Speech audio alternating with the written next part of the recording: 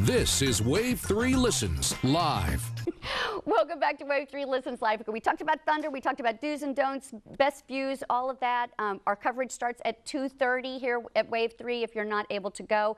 And now we're flipping, and after that cute little dog too, now we're flipping to drinks. And Christy's going to stay around because she's going to be our taste tester. Let me introduce you to Josh Durr. Now Josh, tell me about what you do. It's really interesting. I run a bar consulting company called Hawthorne Beverage Group. Basically, we do bar education and bar training for groups all over the United States. Okay. Work with quality brands like Cabana, Cachaca, and Four Roses Bourbon. It's great to work with Four Roses, obviously in my backyard here. We basically do educations, cocktail demos, and train bartenders. Anything to do with booze, we do it. So cool. So you were telling me about, coincidentally, a new bar that opened in Cincinnati. Absolutely. I just opened a new bar in Cincinnati. Our group, Hawthorne Beverage, and myself, we opened a bar. It's called Tonic on 4th. Tonic on 4th is on right near 4th and Race in Cincinnati. Classic cocktail bar, hand shipping their own ice, doing everything from scratch, homemade liqueurs, homemade bitters. You're going to go in and it's going to be, everything is made there on site. And really cared for. So. And football season's just around the corner. We'll be going up to those Bengals games. I'll be stopping by. Come on by. We want you to come in and check it out. So you're actually going to mix up a couple of drinks for Christy? Absolutely, for Christy. Christy, we had to twist her arm, as she was saying earlier. I still have to do the new newscast. You do have to do the new newscast. Things could get really interesting. I'd tune in if I were coming out like that later. Essentially, what we're going to do is we're going to do 2 springtime fun drinks that you can do that are really, really simple to do at home. And the first one is going to be a caipirinha. And let me get this through here. First off, we're using Cabana Cachaca. Cachaca, 3 syllables. Cachaca. It's basically a sugar cane. I can go a little bit more in depth. It's a sugar cane spirit from Brazil. It's the only spirit that is basically only comes from Brazil because it has a legal control over the name of cachaça there. And, cachaça, so it's like a Brazilian rum. It's sort of like a Brazilian rum. The cachaça guys are fighting against the TTB to try to get it not called rum because it's tastes distinctively different. Oh, okay. And you can get that. And you can get artisan cachaças. Well, let's taste. No, I'm kidding. Absolutely, absolutely. I'll have a shot. I'll be the judge of that. I'm kidding. Absolutely. You can have a good smell there. Light, aromatic, floral. You're a garden person. Wonderful, wonderful. See how you picked up that I'm the garden person? I already knew. I did my homework. So we're going to make a caipirinha, which this is the most traditional drink to make with cachaça. Okay. And essentially all it is about half of a lime. Now when you use half of a lime, you want to make sure you use one of these Mexican limes, a small lime. I know that we all go to the produce place and we see these, oranges that look like grapefruits.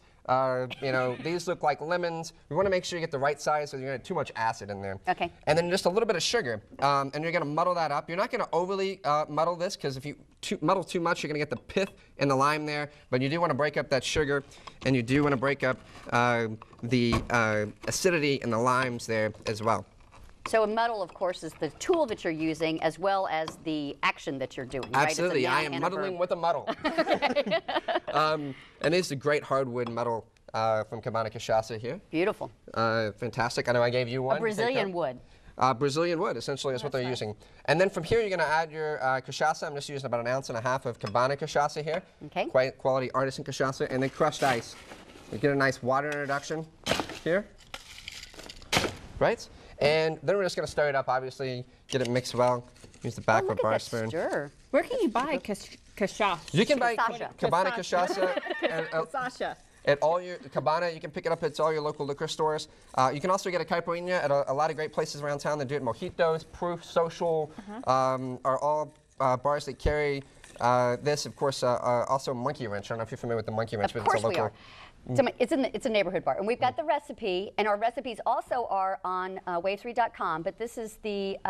This is actually a variation. This is a Derby City one I did with a little bit of limestone water, buckwheat honey, local variation. So you know how to make the classic, and now you know how to make a variation. It's a lot of fun to add a dash of cinnamon or use different fruit to muddle and all kinds of stuff. Okay. We're gonna sample this over here. As we move into the next. In this. I'm sorry? You can put cinnamon in this too. Yeah, you can. The great thing is you can have a lot of fun with it, but it's very good just by itself like that. Very light and refreshing. Definitely a drink that's patio worthy, if you will. Lime, sugar, Cachaca. Cabana Cachaca. And then a little bit I'll never get it right either. That's good though. It almost especially if you have a couple of those. Yeah, almost you'll be saying a little bit more like tequila than rum. Well, you get some of those notes that some people distinguish with tequila, but with Cabana, it's a little bit cleaner. It's a little bit cleaner. Okay, so you got a couple of minutes just to mix up the classic mint julep, right? Okay, so we're getting into derby time, and it's imperative that we do a proper mint julep here. Okay. Now, mint julep, as well as the caipirinha, are more about the method than the materials. Meaning that if you don't do this properly, those ingredients won't taste correctly, if you don't stir it correctly, if you don't muddle correctly. So we're doing a slight variation on the mint julep. The mint julep came around about the 1790s, 1800s when you started to see it evolve from the julep, which is basically a medicinal tonic from Persia. It's where the word alcohol comes from as well. And then we're using a little bit of maple syrup instead of sugar in here. Maple syrup is definitely good, and we're going to use just a touch of, just half of what we're going to use. This is 4 Roses small batch, quality, small batch handcrafted bourbon, obviously made just around the corner here in Lawrenceburg, Kentucky, where I'm from. Oh, you're from Lawrenceburg. I'm from Lawrenceburg. Okay. There you go. I'm from Jessamine County. There you go. We're in the big city. We feel good in the big city up here. We don't hardly know how to act Well, up here. I'm glad I'm from Fayette County, so I feel like we're all right there together. Oh, yeah, you're right next door. Migrate. So what you want to do is you want to take, instead of muddling, unless people muddle it and break up the mint. The mint has bitter qualities if you break the leaves. I'm sure you can understand that. So you just want to press the oils. And my little trick is to roll it like this.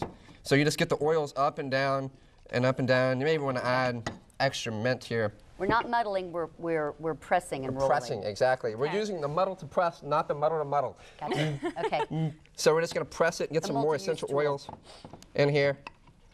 And at this point, you want to add your crushed ice, but you're only going to add your crushed ice to about halfway to the top here. And then you're going to go with your spoon and you're going to watch that glass frost up. Now, normally when you're using a bar spoon, you don't want to do this. You want to roll it around the edge, but you want to bring it back down to half so you get a nice water reduction, like so. Okay. And then you want to add your extra ice to pack it and make sure that the water reduction stops at that point. Okay, now, as Josh, I can't tell you how much we appreciate you coming in and mixing up drinks, and I definitely think that it would be a good idea to tune into the noon news and see Christy after she finishes the. Right. I don't know if I can finish it. Both of these. Here's the mint julep recipe: 1 3/4 ounce 4 Roses small batch bourbon, a half an ounce of maple syrup, and 3 sprigs of mint. And make sure you got the method going as far as there. But if you look at the final product here, who would not want to drink that? I kind of almost don't want to give it to Christy. But you already said you would, so. I would, but I can always make more. I've got plenty of bourbon around, so. Oh, that's good. Yeah. This is the best mint julep I've ever had. Well, this is really I good. appreciate that, and I tell you, it all has to do with the quality product you use and the method and the good amounts of water reduction and maple syrup. It really, really is, and it's really easy to make at home. So. All right, thanks, Josh, so much. Thank you. Claire Jett, when we get back, stay with us.